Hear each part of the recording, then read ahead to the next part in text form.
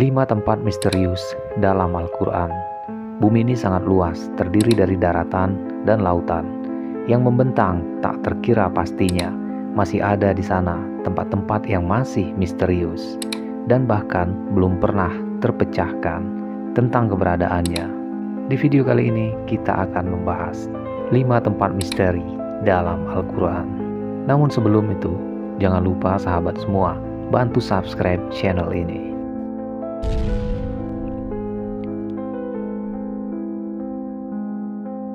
Bumi kita memiliki luas sekitar 500 juta kilometer persegi. 70%-nya adalah lautan luas. Daratannya hanya sekitar 149 juta kilometer.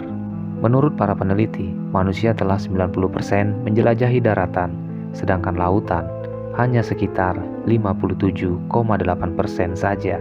Itu berarti masih ada tempat-tempat yang masih belum terjamah oleh manusia. Ini yang menjadi menarik untuk kita bahas.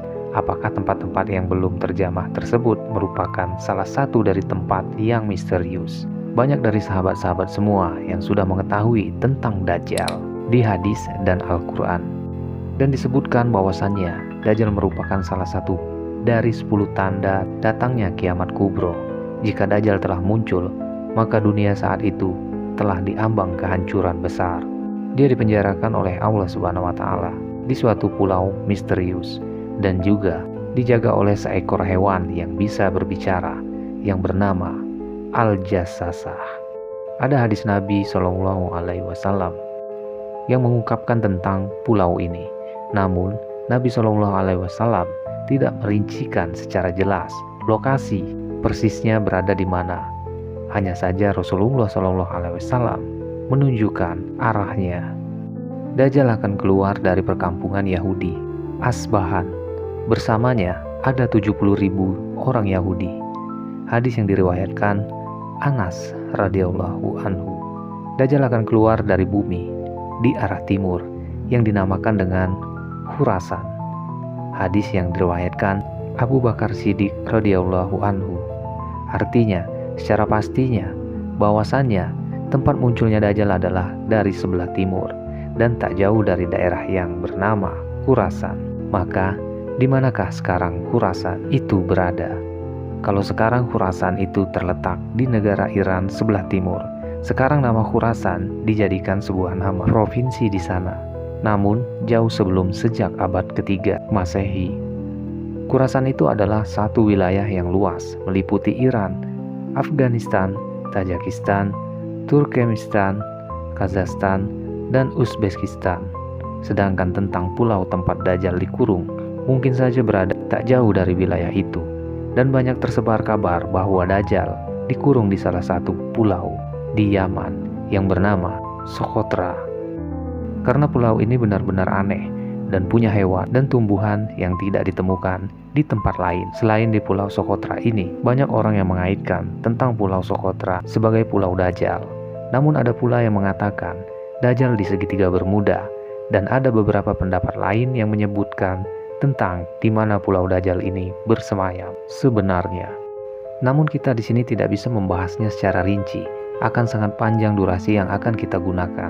Dan dari sini kita ambil dari intinya saja. Sebuah petunjuk bahwasannya tempat Dajjal dipenjara adalah di sebuah pulau, dan satu-satunya orang yang pernah ke pulau itu dan bertemu Dajjal adalah Tamim, dari yang hidup sezaman dengan Nabi Shallallahu Alaihi Wasallam. Tamim pun tak sengaja bertemu Dajjal, karena ketika itu kapalnya terombang-ambing selama 1 bulan dan terdampar di sebuah pulau yang entah ada di mana. Nah, di sini logikanya kejadian Tamim tidak pernah terulang lagi, dan bahkan sampai saat ini bisa disimpulkan bahwasannya pulau tempat di mana Dajjal dipenjara memiliki lokasi yang tidak biasa. Atau bisa juga dibilang dia bukan berada di dimensi manusia, makanya tak bisa ditemukan. Dan yang kedua adalah Ainul Hayat. Ainul Hayat merupakan sebuah telaga atau sebuah tempat yang memiliki mata air yang kalau airnya diminum maka orang itu tidak akan mati sampai hari kiamat, kecuali dia memohon kepada Allah Subhanahu wa Ta'ala untuk dimatikan. Kisah tentang tempat Ainul Hayat ini berhubungan erat dengan 2 tokoh besar, yaitu Raja Zulkarnain dan penasehatnya, yaitu Nabi Allah Khidir alaihissalam. Suatu hari, Raja Zulkarnain bertanya kepada malaikat tentang bagaimana ibadahnya malaikat kepada Allah Sang Pencipta. Kemudian malaikat itu pun memberitahu kepada Zulkarnain bahwasannya ada malaikat yang sejak dia diciptakan, dia selalu bersujud dan tak pernah mengangkat kepalanya untuk selamanya, karena dia tidak ingin menyia-nyiakan waktu untuk selalu beribadah kepada Tuhannya. Maka Zulkarnain yang mendengar penuturan dari malaikat itu, dia menjadi tertarik, sebab Zulkarnain ingin hidup abadi supaya dia bisa lebih lama beribadah kepada Allah Subhanahu wa Ta'ala. Lalu dicarilah telaga itu oleh Zulkarnain dan Nabi Khidir alaihissalam beserta dengan pasukan kerajaannya. Kemudian mereka menemukannya di tempat terbitnya matahari. Tempat itu digambarkan sebuah tempat yang gelap, namun bukan seperti gelapnya malam hari, tetapi gelap karena ada semacam asap atau kabut tebal. Dan singkat cerita di sini, yang meminum air dari telaga itu hanyalah Nabi Khidir alaihissalam. Zulkarnain tidak meminumnya. Makanya ada khilaf dari para ulama. Ada yang mengatakan bahwasannya Nabi Khidir masih hidup sampai hari ini. Tapi ada juga orang yang mengatakan bahwa Nabi Khidir sudah wafat. Kemudian pada abad ke-14 ada seorang penjelajah yang bernama Juan Ponce de Leon yang diutus oleh seorang raja yang bernama Raja Ferdinand, ditugaskan dalam memimpin ekspedisi pencarian mata air keabadian, atau dalam Islamnya disebut dengan Ainul Hayat. Tapi sampai akhir hayatnya, Ponce de Leon tidak menemukannya. Dia tewas karena dipanah oleh suku pedalaman dari India. Artinya, tempat ini masih misterius sampai hari ini. Bayangkan saja, jika tempat ini sudah benar-benar ditemukan, pastilah orang-orang di seluruh dunia akan meminumnya dan tak akan lagi takut akan dengan kematian. Allah Subhanahu wa Ta'ala memberikan apa yang kita butuhkan dan bukan apa yang kita inginkan. Yang selanjutnya ialah tembok besi pengurung Ya'juj dan Ma'juj. Tembok ini akan runtuh ketika dunia diambang kiamat, dan kaum yang di dalamnya akan melakukan pengerusakan di seluruh dunia. Jumlah kaum ini sangat banyak diriwayatkan. Kalau ada satu manusia, berarti jumlah Ya'juj dan Ma'juj ada 999. Menurut survei pada tahun 2021, penduduk bumi ada 788 miliar. Artinya jumlah Ya'juj dan Ma'juj adalah 788 miliar dikali dengan 999. Pastinya itu jumlah yang luar biasa banyak. Bayangkan kalau mereka semua keluar, pasti bumi ini akan padat dan berdesak-desakan. Dan logikanya, di mana lokasi lubang mereka? Kalau jumlahnya saja begitu besar dan mustahil kalau itu hanya ada di sebuah pulau. Untuk jumlah sebanyak itu dibutuhkan minimal sebuah benua yang sangat luas. Dan jawaban yang paling masuk akal adalah tembok Zulkarnain. Bisa saja ada di dimensi lain, atau memang sengaja Allah Subhanahu wa Ta'ala tutupi atau dibedakan dengan dunia manusia. Dan untuk sahabat semua, tadi kita bicara tentang pulau, telaga, dan tembok misterius. Kali ini tepatnya yang misterius adalah sebuah gunung. Kisahnya pernah disabdakan Nabi Shallallahu Alaihi Wasallam ketika sahabat beliau bernama Abdullah ibnu Salam. Abdullah ibnu Salam tengah bertanya kepada Nabi Shallallahu Alaihi Wasallam, "Ya Rasulullah, dengan apa bumi ini bisa tenang?" Nabi Shallallahu Alaihi Wasallam bersabda, "Dengan beberapa gunung." Kemudian Abdullah bin Salam melanjutkan bertanya, "Lalu dengan apa gunung-gunung itu dikokohkan?" Nabi Shallallahu Alaihi Wasallam bersabda kembali, "Dengan gunung Qauf yang terbuat dari batu zamrud hijau dan birunya langit." Dan para ahli tafsir mengatakan bahwasanya gunung Qauf merupakan induk semua gunung yang ada di dunia ini. Ada beberapa pendapat mengenai keberadaan gunung Qauf. Ini Raja Zulkarnain pernah naik ke gunung ini. Mengenai letaknya ada di antara Yordania dan Arab Saudi.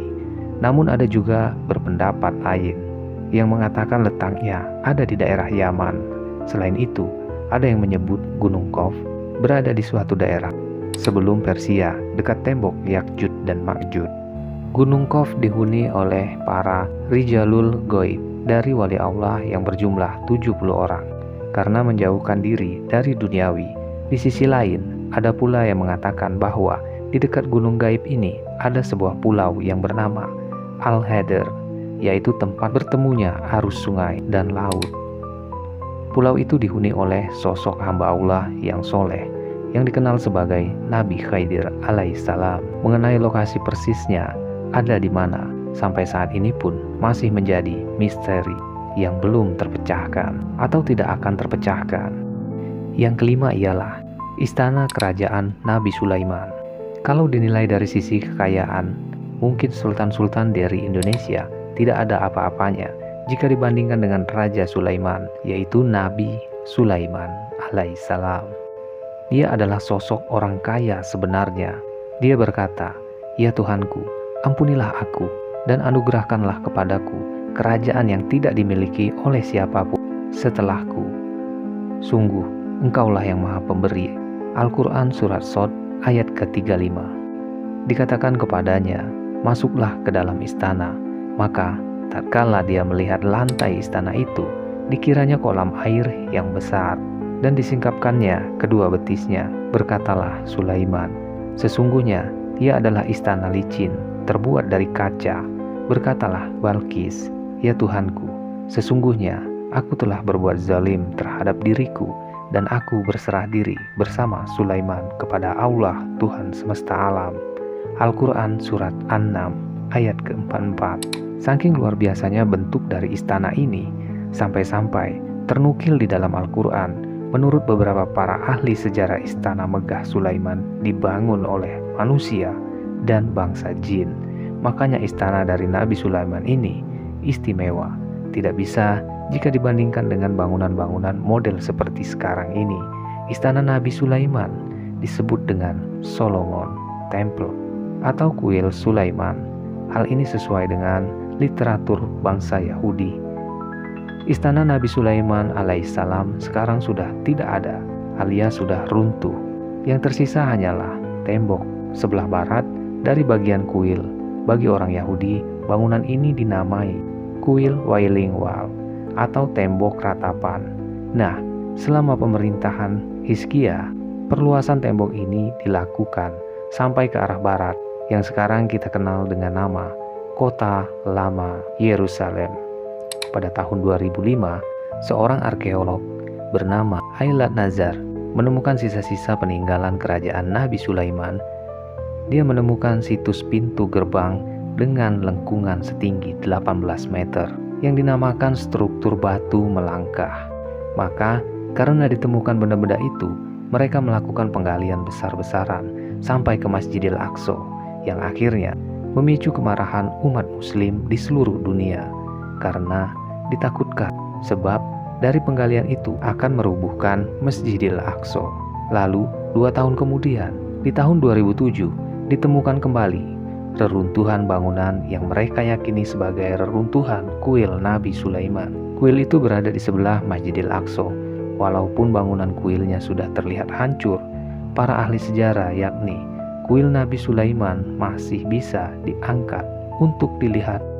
Dan di lokasi yang sama ditemukan beberapa peninggalan-peninggalan seperti keramik dan perabotan yang terkubur selama ribuan tahun. Menurut mereka, penemuan ini dianggap penting untuk mengetahui peradaban dan kemajuan yang telah dicapai manusia di masa Nabi Sulaiman dan Nabi Daud alaihissalam.